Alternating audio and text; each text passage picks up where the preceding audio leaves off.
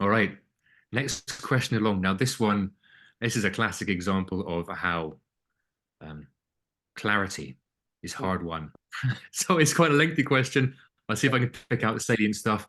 It's from Lois Nethery. Lois, I hope I do your question justice in this brief moment here. It's a niching question. Okay. So I can see it over here. It's a bricks and mortar health practice, mostly acupuncturists. So I guess it's a bunch of practitioners together. So they're not specializing in specific health conditions. And the next piece is what they're starting to understand is that the niche or their USP is culture, viewing the body as a complex system that needs to be tended to, like looking after a bush, like gardening. Um, so there's quite a lot more of this. Um, so even though so the point is they're trying to stand out from what they consider to be other complementary health practitioners because they're not commoditizing specific conditions and therapies. So this question here is kind of about niche and the overlaps, I guess, or the distinctions between niche and point of view. Yeah. So in language, it's like our niche is our point of view. Is that right? It's our commitment to slow medicine and empower community with knowledge, offering leadership and guidance alongside treatment. Or is a niche the people that we serve? Um, when I think about the demographics, it's so varied. How important is this for exploring our niche some more?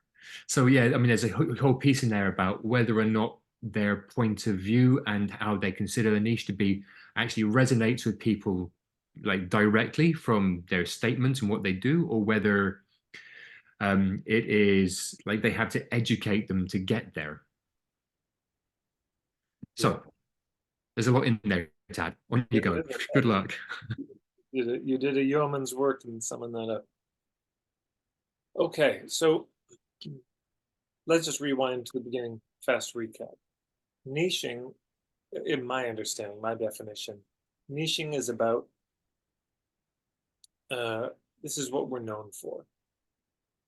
And you can be known for a lot of things, and there's six major things: who, what, where, when, why, and how. So who you're trying to reach, that's part of the niche. But if there's five other pieces, five other things you could be known for. So the fact that it's a holistic health clinic, largely acupuncture, that's the what. So you're known for that's part of it. That's not part of the niche. There's how they do it, and that's the point of view piece. So it's a slow medicine and the body as a system and all this. So that's part of the how. There's the where. The fact that it's a clinic makes it local. So that's actually a very key defining piece of the niche that we often forget about when we're doing local stuff. And important because depending how big the town is, so I don't know, but if you're in a city like London, England, location's a big deal. If you um, have a clinic in Hackney and I'm in Richmond, it's so unlikely I'm going to go. It takes me an hour and a half just to get there, an hour and a half to get back on the tube. Uh, so location, location, location. Then there's the when. Sometimes the hours make a difference. We're open earlier, we're open later, we're open on holidays, on weekends, whatever. That is, it can be part of the niche. And then the why. And it sounds like there's probably something in here about the why for these folks of the deeper reason, the deeper cause, which has something to do with slowness and systemic thinking. And of course, the why is connected with the point of view as well as the how. So, all of these are part of the niche. So it's not that there isn't um, clarity on these things. And having said all of that, so if you have a clinic and you're niching a clinic, it's important to remember they're comparing you to other clinics on a bunch of factors. And there are fundamentally two different ways that clinics can go about niching process wise, in my understanding. One, you pick a bunch of practitioners and you say, I want to work with you all for the rest of my life and let's do something together. And the whole point of this is that we do something together and you figure out your niche together. Or second, the clinic owner, who I'm imagining this person is, decides on that. So that's just important to say, because often there's a messy middle ground that happens where it's the owner's not providing that much direction, and they're sort of asking the staff, well, what do you think? But the staff are not that bought in, they're not invested, they don't have any kind of profit share in this. This is just a gig for them, this is just a rental space, really, that's it. And they might like you, but they're not that loyal, they leave in a second. And then you got new people coming in and they might have a different idea of niche, so it's just important to be clear which it is. I'm assuming it's the former. It's the owner is renting out space. It's mostly the acupuncturist, but this isn't the situation of the dream team coming together. Okay. So then it's up to the owner to decide, how's this going to roll? What are we going to be known for? One of the things you can be known for as a clinic is a particular issue. So we're, an acupuncture clinic, that's the what, and we focus on cancer. So, so you could pick, or we focus on anxiety, we focus on digestive disorders. That is a legitimate thing. I disagree with the languaging that this is commoditizing or commodifying. But that's a legitimate way to do it. Sounds like there's resistance to picking a particular issue, which is fine. It doesn't need to be that. It's also worth saying you can really just get known locally. You could have that be, we are going to be the clinic for this neighborhood. You pick a postal code, you pick a zip code, and that's what you get known for. And then what are your hubs? All the local shops. You go to the local farmers market, you go to the local, all of this. So, so that could be one viable option. Okay, but more to the specific question, which was around the point of view, kind of, could we be known for this? Yes, and yes, that will take education. Here's part of the challenge I have with what I heard, the body as a system and a slow approach. I think most holistic practitioners could say that, and many do say that. So now we're back to, okay, so you're an acupuncture clinic, and I don't see how you're different than the other acupuncture clinics, except you're nearby and you're in my neighborhood. So then that's all I'm hearing. And so I think there's probably more work to do on the point of view. Here's the rub. Let's say you say, okay, this is my philosophy around health and healing. Well, do all of your practitioners buy into that? Are they on board with that? Would they sign off on what you believe? Because there has to be a consistency. When this is an example I often use when talking about clinics, when Jon Stewart took over the Daily Show, it was called the Daily Show because it was a guy, Carson Daly, who hosted it, and it was kind of a prank show. But when Jon Stewart took it over, he saw that there was an opportunity for not making fun of the public, which the show had been doing, kind of prank reporters pranking the public, but satire and poking fun of people in power and their hypocrisy, and poking fun of the media's addiction towards sensationalism, conflict. And it took him 3 years to weed out the staff who just wanted to do pranks on John Q. Public, until he built his team. So if you have a point of view, then you got to make sure there's consistency of everybody on board really deeply shares that philosophy and that point of view. And that point of view needs to be articulated in a way that is clear, compelling, and also different from these other studios. Because as it is right now, well, yeah, I feel like every acupuncturist thinks of the body as a system and thinks that slowing down is important, and that, a slow treatment is probably better than a fast treatment. So that would be my feedback, is you've already got some parts of a niche. You already have a lot there. And maybe the last piece would be this. The more niched you are, if you decide it's not just a geographic thing, you don't just want to be known as the neighborhood clinic, and you say, we're going to pick a particular issue or a particular school of thought in acupuncture, because I know there's lots, so it could be, we are this area's the only 5 elements, acupuncture clinic in the state. Well, then people who are drawn to that modality, the questions I would ask, though, very bluntly to yourself, are there enough people who want that thing? So you pick a particular philosophy within acupuncture. Are there really so many people who want that, who are looking for that? If so, you may just have solved your niching problem forever. If there's a lot of people looking for this branch of acupuncture, this kind of philosophy around TCM, of course, there's different schools of thought. Great. But if not, you're back to square one, because then you're selling something nobody wants. You're offering something nobody's interested in. You say, we are a clinic that focuses on this philosophy. And they say, great, how much is it? They don't care. So if you do have that, great. But if not, and you decided, okay, we're going to focus on a particular set of conditions, a particular symptomatology, you would have people flying from other countries to your clinic. Because let's just say you say we're a acupuncture clinic and we focus on treating dystonia, like that neck condition, nerve thing. I mean, people would literally fly, Airbnb, and take a month of treatment. People would travel from all over. So you get that, but you would get less local for sure. You'd get almost no local business.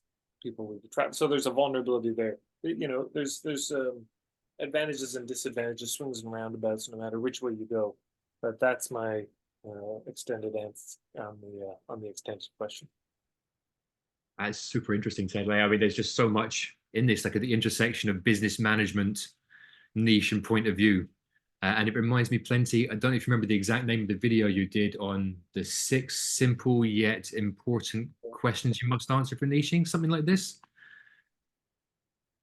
Maybe that's worth exploring for Lois. Thank you, Lois. Appreciate you. Yeah, exactly. Yeah, that video just that Fred mentioned is where we go into the who, the what, where, when, why, and how. They're the simplest questions to ask in niching. It couldn't be simpler. Who do you want to reach? What do you do? They're simple, but they're for whatever reason confounding for us as entrepreneurs to come up with a simple answer to the question. And yet, if we don't have a simple answer, the confused mind says no. So if our answer is a kind of jargon-filled diatribe that extends several minutes, it's no good. When they ask a simple question, they really do want a simple answer. I mean, this is the funny thing. You see all these interviews, politicians on both sides of every description being asked a very simple question and then equivocating and never answering the question. And everybody knows they're not answering the question. Everybody's frustrated by how they're not answering the question. That's a great question, and everyone's pulling their hair out, and that's how people feel about us with no niche. Well, what do you do? Well, I'm glad you asked. That's a very important question. This is what we do as entrepreneurs, and it's just people have no idea what the fuck we're talking about. So yeah. I empathize enormously with Lois' situation. Yes. Number 4, here we go. Heidi writes in, revamping niche and website with the help of Tad's free starter kit, an amazing resource, can confirm. Be grateful for feedback on the clarity of the niching statement. Sit your rump down is an invitation for fiercely independent high achievers who continue to struggle years after divorce to move from surviving to thriving. Okay, there was a curveball right in the middle of that, because we start off with super high achievers. So I'm picturing a type A person who's just kind of stressed, burned out, and then suddenly, boom, there's divorce. And I didn't see that coming. Can you read it one more time? Because I'm not sure I got it.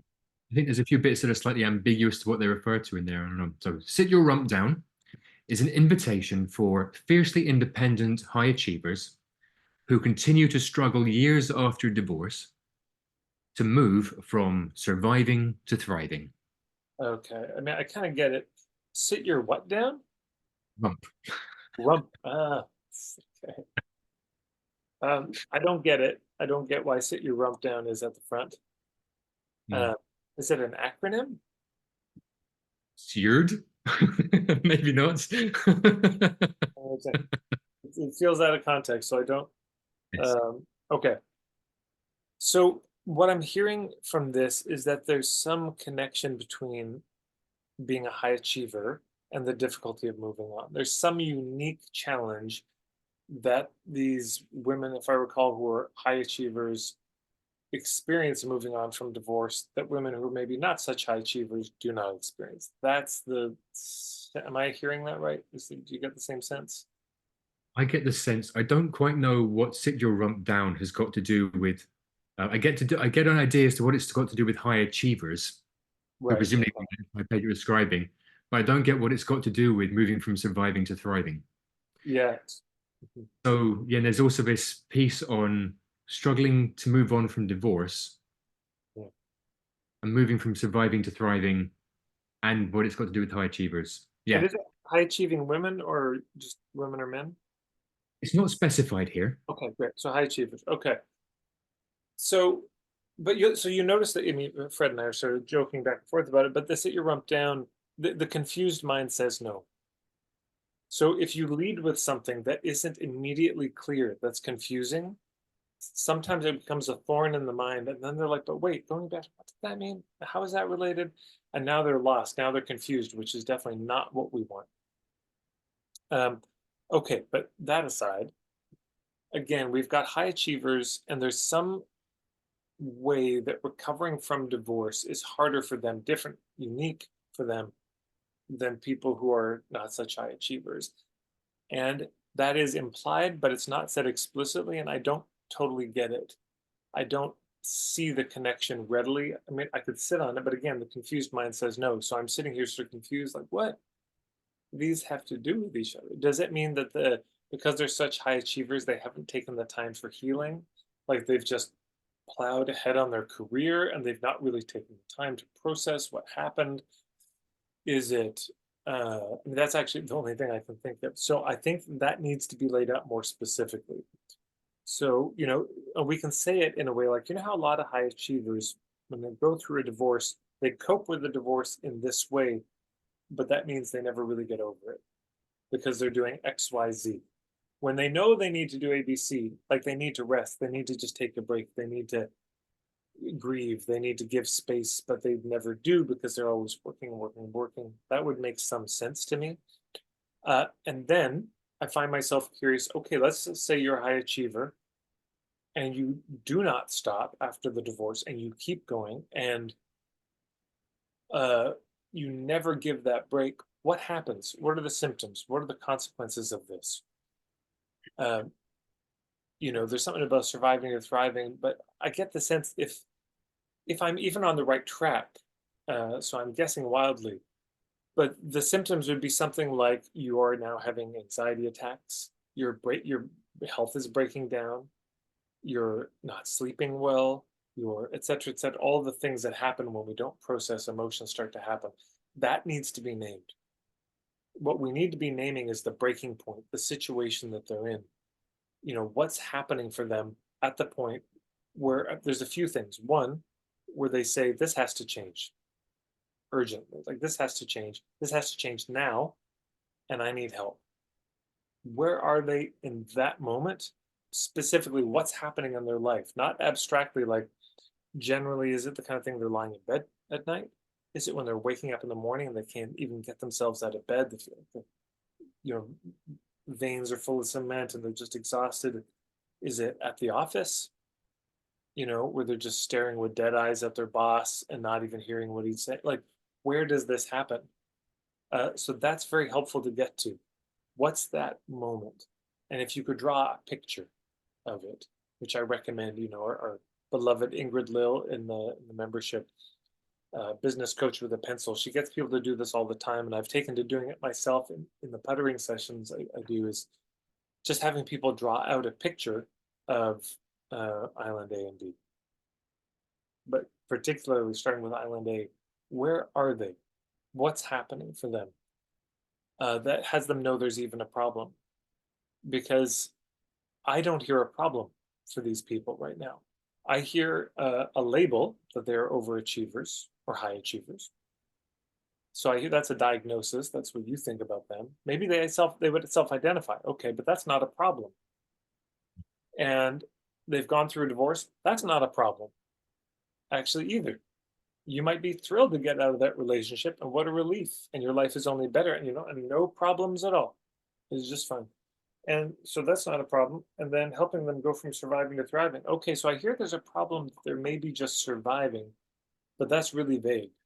I don't understand what that means for them, particularly as a high achieving person. So that's the feedback I'd give.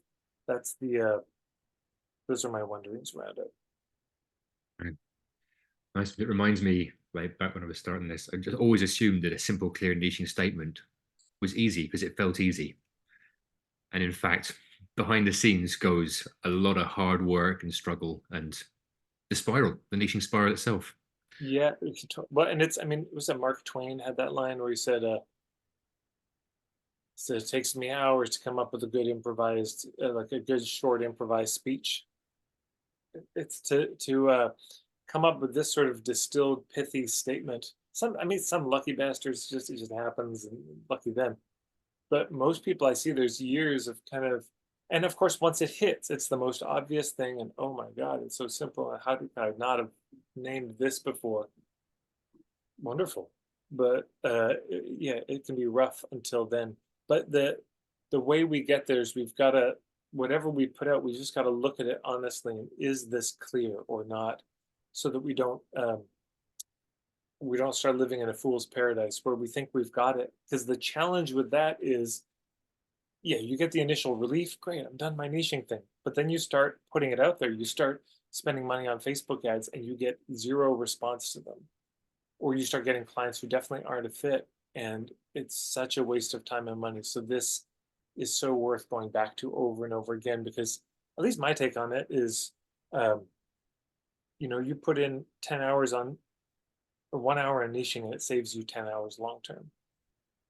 Put in $10 in niching, but that saves you or makes you $100 long term. There is a very solid return on this, um, evidenced by how many practitioners never get a niche, and they actually never make much money. They're always a kind of broad generalist. They never define anything, and it just never happens for them. It never pops. It never clicks. They kind of have word of mouth. They've got a little community of people, and it's just always eking out an existence.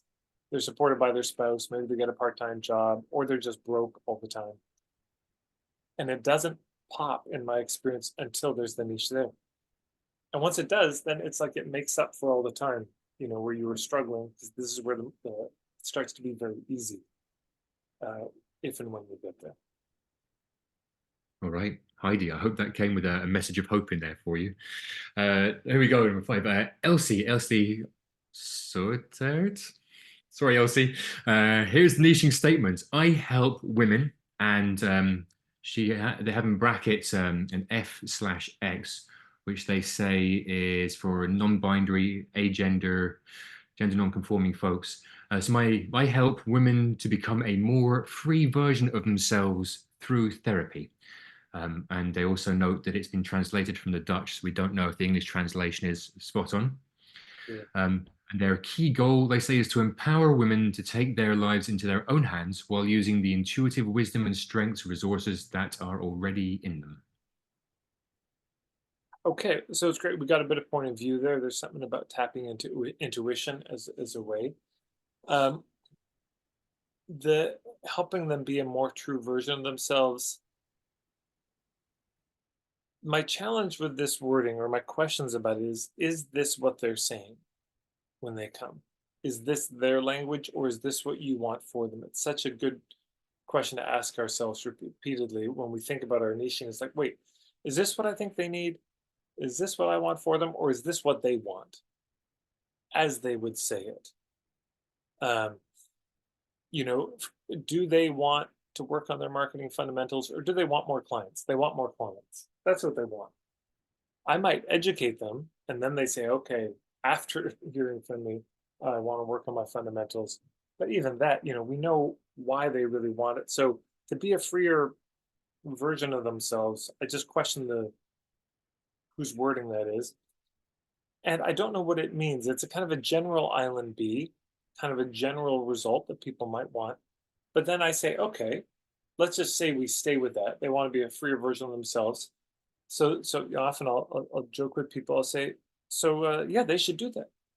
Yeah. Why are they being such a constricted version of themselves? Yeah, you should be free. Get out of jail. Go. Be free. That'll be $100. Yeah. Now, of course, it's ridiculous advice. It's a ridiculous scenario because if somebody came to me saying in some way they felt restricted, trapped, hemmed in, um, me telling them, okay, well, then be free doesn't help. Why? Because that's not addressing the real issue. But in this statement, I don't have a sense of what that real issue is. What is the symptom that they're experiencing that stops them? Like, why don't they just go be free? That or a truer version of themselves. Why don't they just go do that? That would just who wouldn't want that? So if you pushed somebody like who was their ideal client, you say, yeah, why don't you just do it? Why are you talking to me? Why don't you just go be a more, to thine own self be true. See you later. They'll say, but I can't because my community will never accept this truer version of me. So I have to choose between, authenticity or belonging.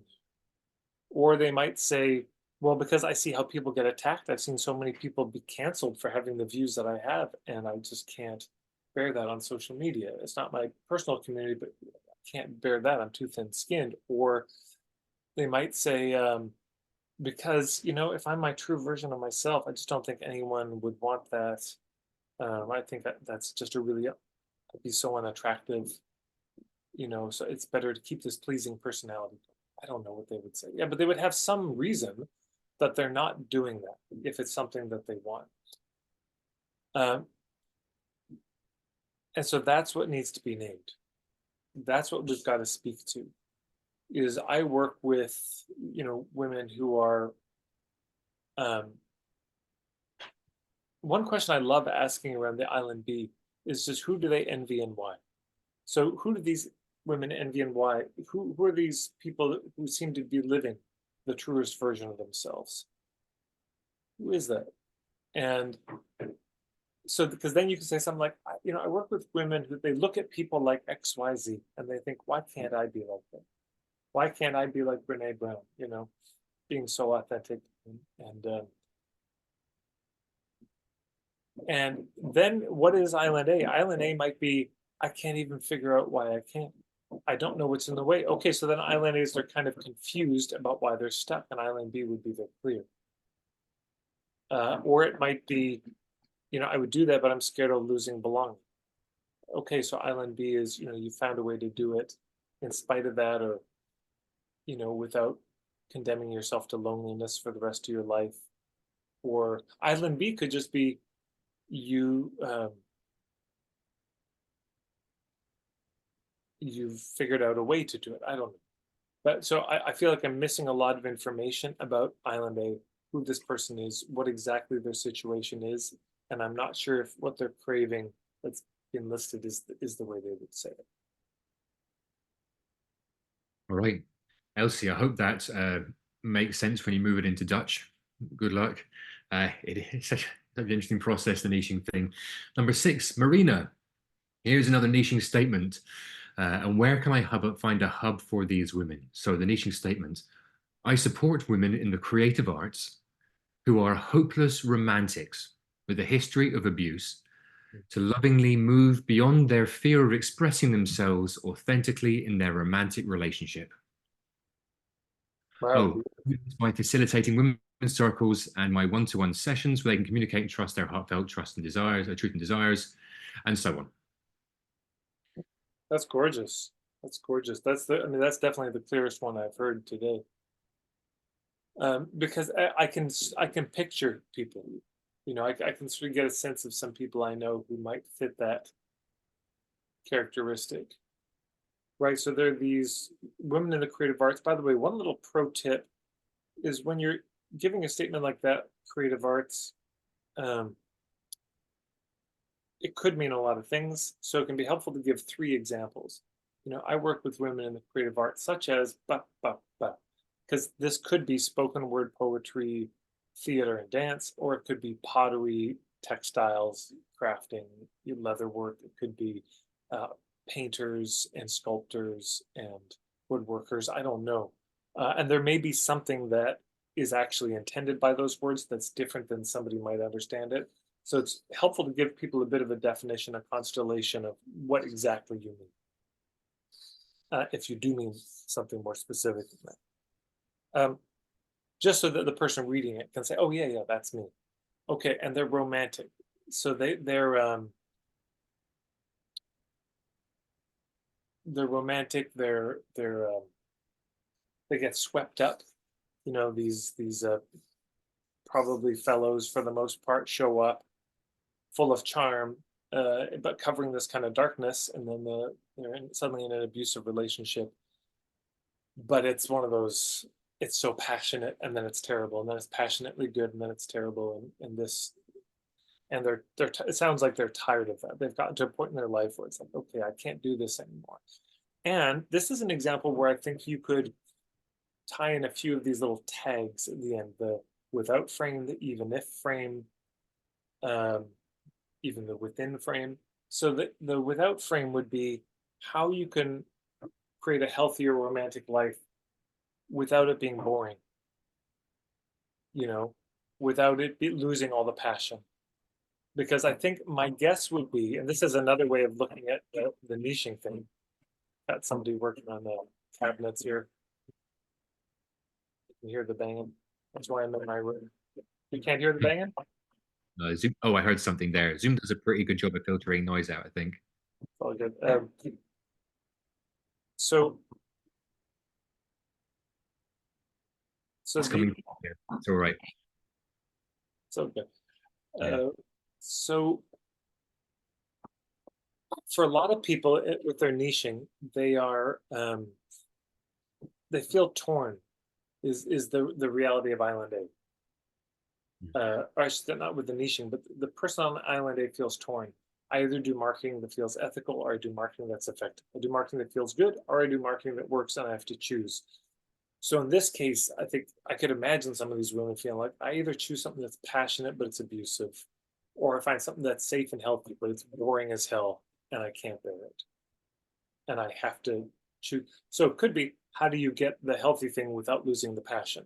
In other words, because that may be their fear, is to give up on something that matters so much to them as a creative, artistic person. Then there's the even if frame. So the even if frame is, even if you've tried before, even if you've have no idea where to start, even if you feel doomed to these kinds of relationships, even if you've been hurt so badly and you don't know you can trust again, the even if frame can help. And then the within frame could be within a year. We're going to get you there within this period of time, within this much bandwidth, capacity, energy. Those are all ways to do it. So this is good. I think it's beautiful. I think there's probably some honing to do, some wordsmithing, a little bit of clarity. I also find myself wondering, so if I'm talking to one of these creative women, and they say, yeah, I've been in all these abusive relationships. Of course, I could just say, yeah, but don't do that anymore. Stop. Yeah, don't date those guys. Choose a healthier relationship. Thank you. That'd be $100. Again, not so useful, because they're going to say something back. It's like, yeah, but, for example, I don't know how to tell. I thought the last guy was a good guy. Then he turned out to be the worst of all. So I don't even know how to discern. Okay, so then that's part of the problem. That's part of Island A. Even if you don't trust your ability to discern. So those are the kinds of questions I would ask to dig deeper. All right, Irina, thank you. Like, super stuff. Great job. You had us in the first paragraph there, mate. I'm looking forward to seeing the rest. Next one along, Tanya. Here we go. How strong is my niching statement? I help therapists and trauma-informed practitioners with memoirs and non-fiction books to change their lives and shift the culture. Okay, so it's clear what it is. I mean, I get it. There's no doubt about it. I know who it's for. I know what's being offered, and I get a sense of a bigger why being hinted at. And I don't totally get it, because it feels like it presupposes that these kinds of people are looking to write a memoir, and maybe they are. I don't know. I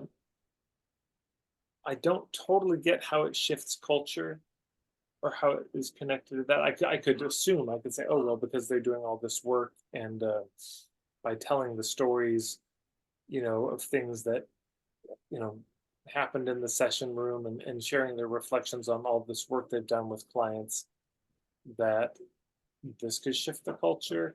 Or maybe it's just saying, I want to be a book coach for these types of practitioners because I just like these types of practitioners and they have thoughts which are going to change the culture. So I just notice on the receiving end, I don't exactly know. I know who it's for, but I don't know why I'd connect you to them. You know, if we were at a party and you mentioned that, and I knew somebody who was a trauma informed practitioner, I'd be like, but what? So what? Why do they? Wait, do you write it for? How does this? Why? You know, I'm just lost. I don't get what I would even say in doing the introduction to the person. Um, I don't understand the connection of memoirs to social change. I don't understand the connection of memoirs to these types of practitioners. So there's just a bunch. And so the confused mind says no. Yeah, the confused mind says no. And you know, I've never had this thought before, but I think the confused mind says no, and the confused mind forgets. The confused mind, it just will not hold on to this information. If we're confused, we walk away, and it's just in the discard bin immediately. Clarity is remembered. If somebody, you know, like from this call, that last one about the helps the artist, you know, these artistic, you know, women get into abusive relationships, that's really easy to remember. But if it's hard to understand, it's hard to remember. And so we don't. We just forget it and we move on, which of course leads to an enormous opportunity cost in our marketing. So yeah, that's what I have to say about that one. Imagine it also makes it hard to share with somebody else. So the word of mouth piece falls apart real quick. Totally. Yeah, it's yeah, I'm just making a note of that both. Exactly. There is no word of mouth, because if you're confused, how are you go to articulate it to your friend, you can't. So you don't. And so it just doesn't happen. Yeah, it's important. All right, Tanya, I hope there's some useful questions in there for you. Thank you very much. Next up, Linda. Here we go. Now, this is another lengthy one here.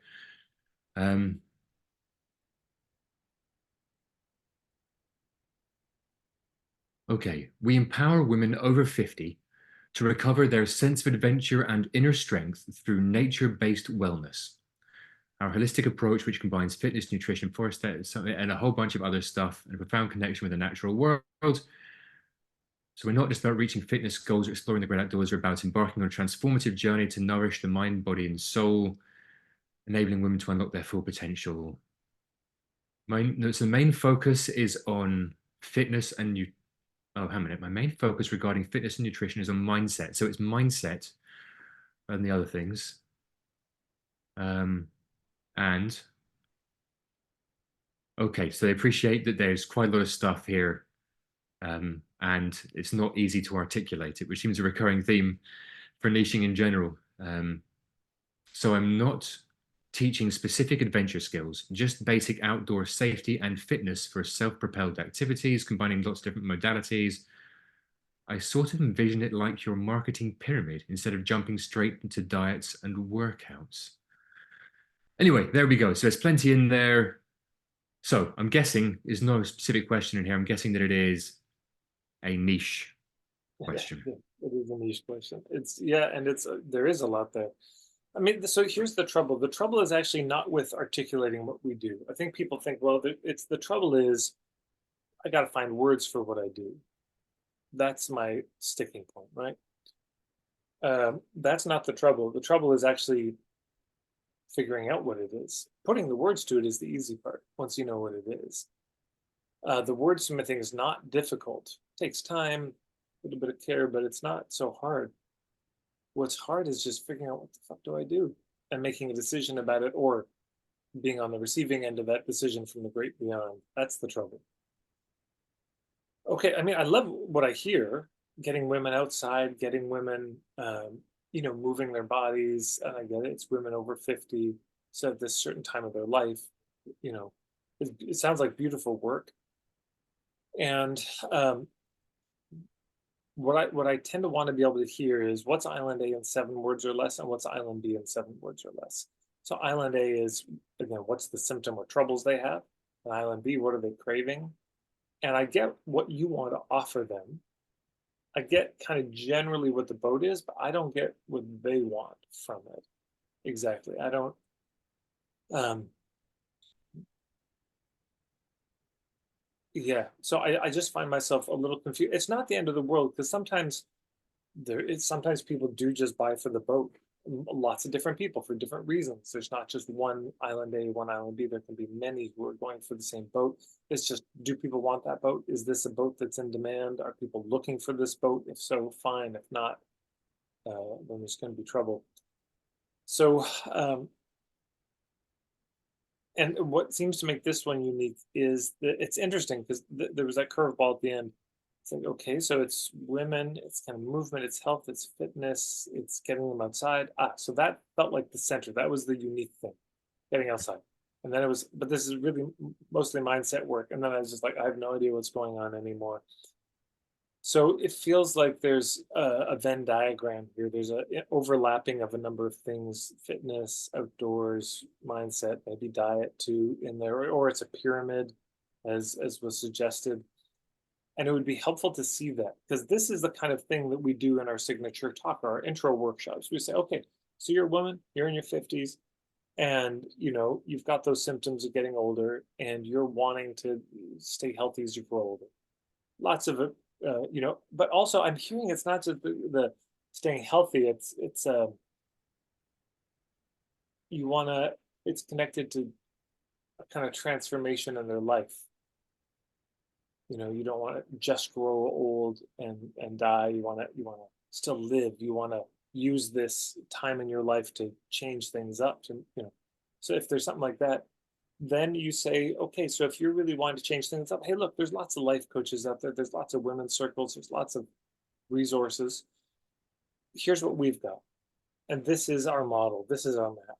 These are the elements that we think are important. This is the order we put them in. These are our beliefs about it. This is our philosophy. If that resonates with you, step forward. Because sometimes Island A and Island B isn't that unique. That what we're offering doesn't stand out to people. It's like, oh, nobody else is offering. But it's still relevant enough that they're paying attention. Then they're saying, okay, lots of people do that. So what makes you different? And what makes you different can be the point of view, can be your philosophy, your approach, your kind of worldview, the structure, the process you use. And then you have to make the case and educate people on that. And then your ideal people would hear that and say, oh man, I love that philosophy and approach. That's what I want. I want to be held in a container that is guided by those understandings. That's what I would say. Right, Linda, I hope that helps you. Yeah, niching. Niching's tricky sometimes. Let's have a look. So you might have noticed I've stopped using people's surnames here. So here we go. One from Sarah. Their niching statement: I empower women to shift from feeling undeserving of healthy relationships to honoring themselves through transformational somatic coaching and embracing love as their birthright. Okay, well, beautiful work. This is, I give it a 5.5 or 6 out of 10. It's more clear than it's not clear. It gets into the what, which is okay, but if we strip away the modalities, we're left with so women who feel like they don't deserve love, was it? So feeling undeserving of healthy relationships, and then moving to honoring themselves through this coaching process and embracing love as their birthright. Okay, so the thing I would say is I wonder how much of this is their diagnosis versus the symptoms of the person themselves and what they're craving. So for example, feeling undeserving of love, if they're coming to you saying that, if these women are coming saying, I just feel like I do not deserve love, if that's what you're hearing over and over again in those words, I would use that. Otherwise, I think there's the risk of this is actually just your take on it. Like they're coming to you saying, I just can't find a good guy. I can't, God, dating is so rough. I can't understand why my relationships keep falling apart. They may be coming to you with those symptoms, and what you see is what's really happening. So you don't actually feel like you deserve love. So when something healthy shows up, you sabotage it. Could be true. But if they're not aware of that, then this is not going to grab them as relevant. So the question I would ask, you kind of reverse engineer it. You say, okay, if a woman really doesn't feel deserving of love, what happens in her life? What are the real life symptoms? What are the consequences of that? In terms of, um, romantic relationships, which it sounds like is what you're helping them towards. So then, what are the symptoms? If they really don't feel deserving, what happens in the relationships they're in? What happens in their dating? What happens in their day to day? So, what are the symptoms? And then, do you read it again? So it's I empower women to shift from feeling undeserving of healthy relationships to honoring themselves through transformational somatic coaching and embracing love as their birthright. right. So, embracing love as their birthright. I get that's what you want for them. I don't think that's what they want coming in. That's what you think they need. That's what you would hope for them, but it's not what they want. They're not coming to you saying, I just want to embrace love as my birthright. So it's poetic, but it's not relevant. It's a point of view piece that in an intro workshop, in a signature workshop, would be great to name. You could spend 10 minutes just talking about that and how important it is, but it's not what's going to get people to the workshop. So,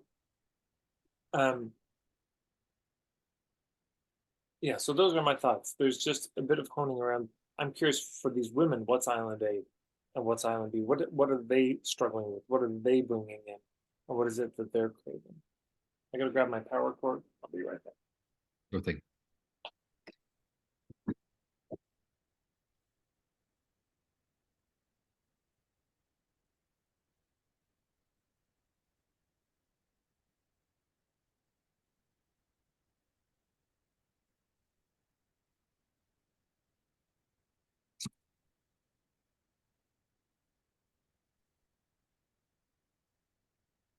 Okay.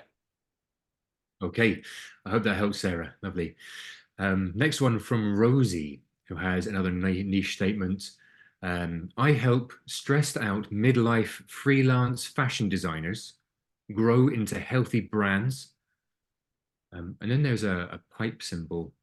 I don't know what that's there for. And then stop overthinking, get shit done, and future proof your freelance life. That feels really clear. I mean, I don't have too much feedback on that other than, okay, can you read just that first part again? The Island A and B there? I help stressed out midlife freelance fashion designers grow into healthy brands. Okay. Yeah. So it's clear. I mean, that's like a 7.5 or 8 out of 10 clear for me. The only thing I find myself curious about is um I kind of get the implication being if they don't handle the stress, they're going to burn out. um, they're going to burn out, and they're not going to make it. So being a healthy brand, it's a little confusing, the healthy brand, because it's could say something about the brand, but I'm also getting that this is really about them as the entrepreneur being healthy so that their business will be sustainable in and of itself. So I just trip up a little bit in the beginning. Um,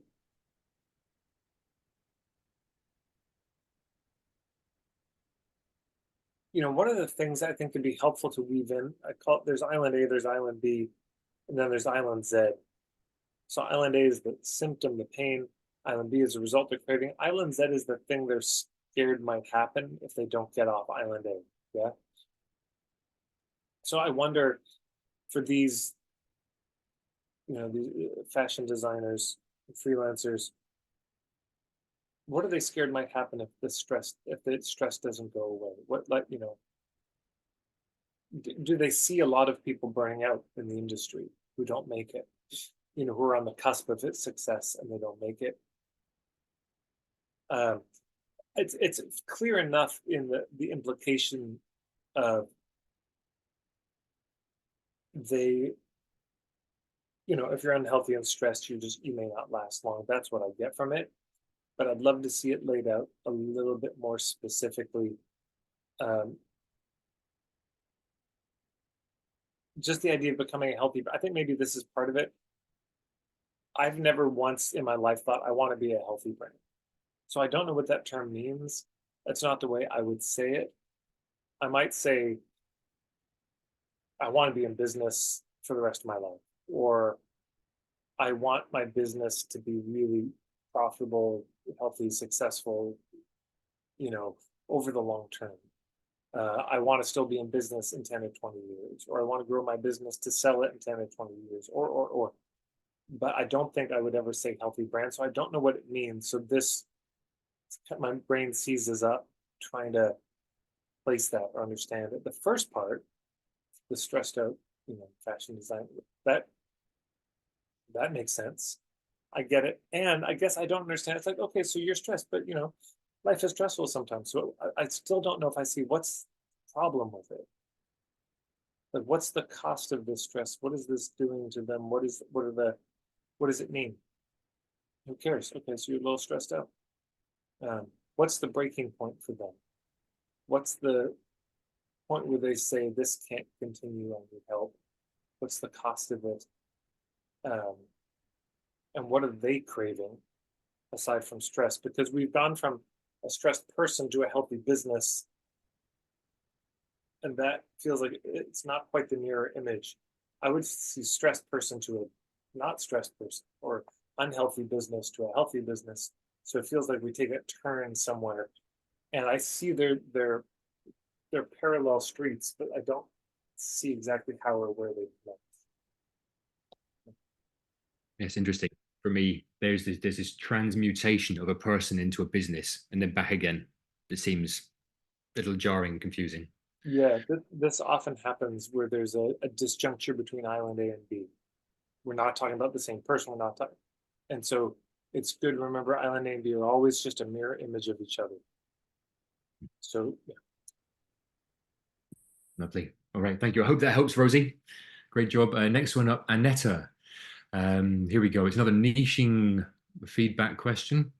I support anxiously attached individuals to build resilience and create healthy and secure relationships built on trust and intimacy.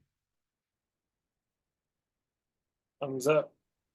I mean, it's great. The only feedback I have on that is the concern, the wondering is, so a lot more people are understand what attachment styles are, what that means. That's become not mainstream, but sort of on the edge of mainstream. A lot of people know what this is, and there's a lot of coaches out there talking about attachment styles, relationship coaches talking about attachment styles. Now, what's brilliant here is they've picked one of the attachment styles. They picked the anxious attachment style. Say, I'm going to help these people. And my guess is there may be a lot of other people out there doing that as well. I don't know, maybe not. But if so, then there's an opportunity for further niching. There's an opportunity to go even deeper.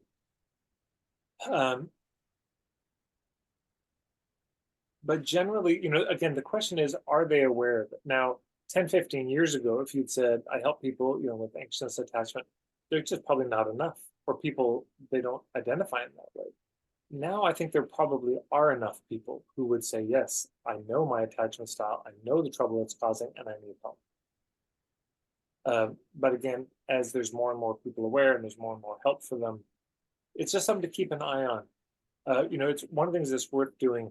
If you go on YouTube, just search Tad Hargrave positioning matrix, and you'll see a conversation I had with Danny Innie, and it's a chart where you just kind of map out all your competition.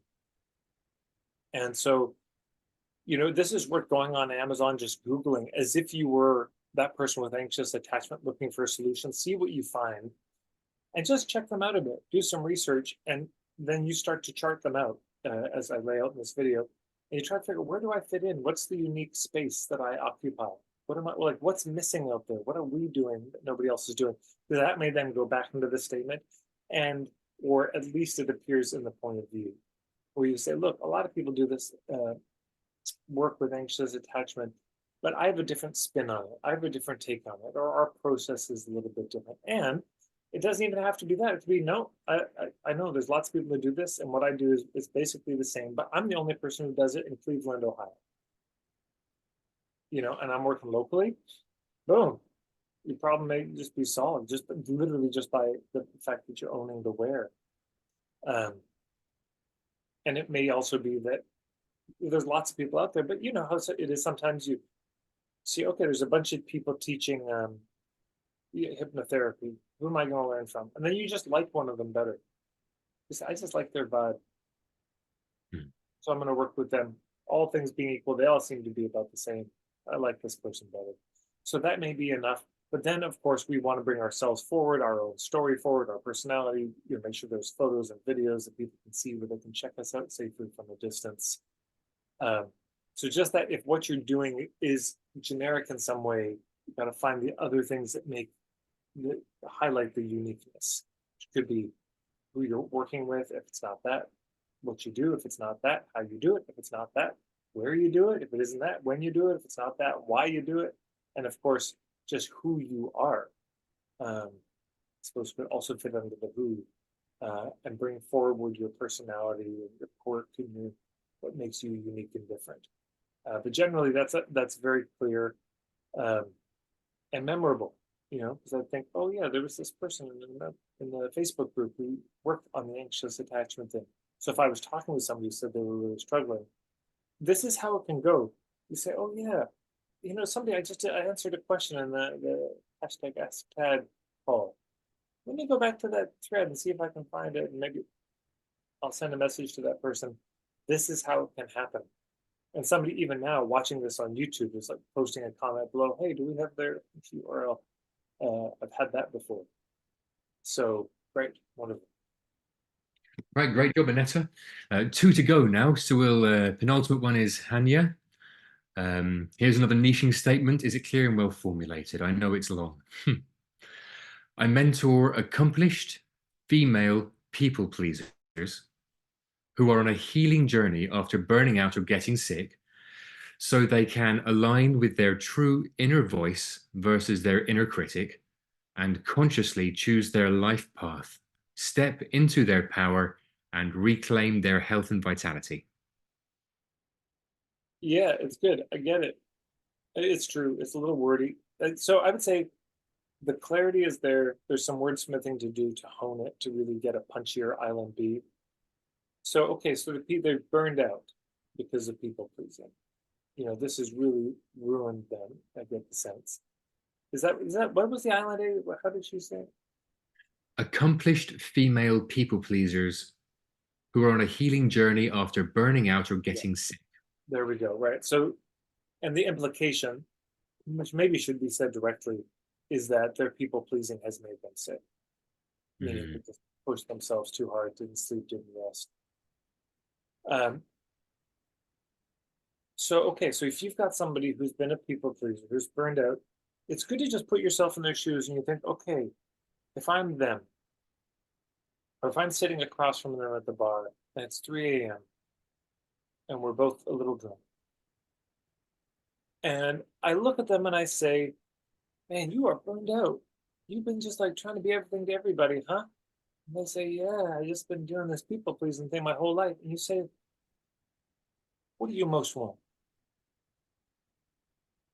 One sentence, give it to me. What would they say? What would they blurt out? Right? They're not filtering themselves. They're tired. They're drunk. They're small words, no big vocabulary. I just want, yeah, this. What would they say? That's what you put. What's the thing that they're yearning for the most? Deepest down. Again, another way to look at this is who do these women envy and why? Because sometimes Island B could be like, I teach these, women how to be more like Brene Brown or something. Or if there was some icon that these people-pleasing women would look up to as like, that's who I want to be. You could say, I help them be like this kind of person, or adopt that kind of lifestyle, or do they want to be more of a badass? Do they want to be, is what they're craving like, I just want to learn how to say no. and not feel guilty. I just want to be able to leave my work at my office and at the office and not think about it. I just want to, like, what do they want? What would be the most real thing for them?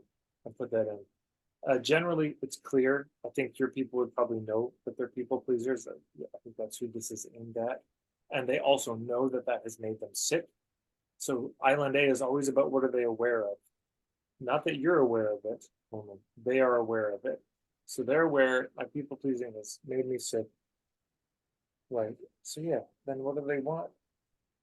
It's generally there. I mean, I get it. It's enough. It's 70%. You could just go roll with it and you'd be fine. But I think you could tighten that up at the end of it.